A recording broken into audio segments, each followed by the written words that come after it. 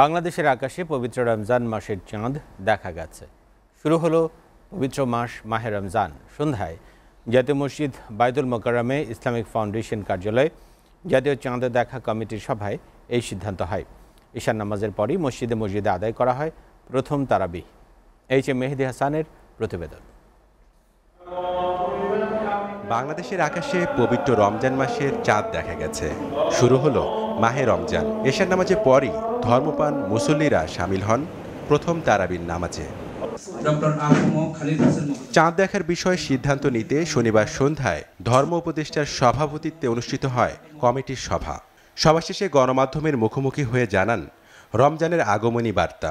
সকল জেলা প্রশাসন, ইসলামিক ফাউন্ডেশনের প্রধান কার্যালয়, বিভাগীয় জেলা কার্যালয় সমূহ, বাংলাদেশ আবহাওয়া অধিদপ্তর এবং মহাকাশ গবেষণা ও দূর অনুধাবন প্রতিষ্ঠান হতে প্রাপ্ত তথ্য নিয়ে পর্যালোচনা করে দেখা যায় যে বাংলাদেশের আকাশে পবিত্র রমজান মাসের চাঁদ দেখা গেছে।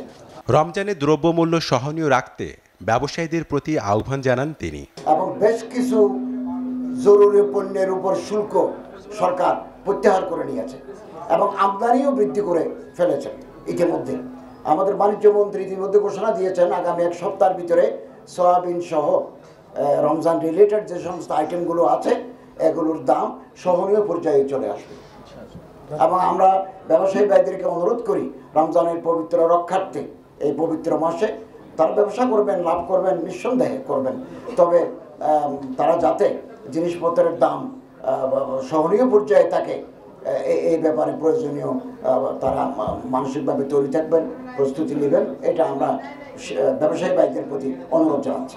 সভার সিদ্ধান্ত অনুযায়ী এবছর সেহরির সময় শেষ এবং ইফতারের সময় শুরু হওয়ার সাথে সাথেই দেয়া হবে আজান। আর 27 মার্চ দিবাগত রাতে পালিত হবে পবিত্র শবে কদর। পাশাপাশি রমজানে ব্যাংক ও অফিস চালু থাকবে সকাল 9টা থেকে 3:30টা। এমত অবস্থায় এইচ.এম. মেহেদী হাসান, এসএ টিভি, ঢাকা।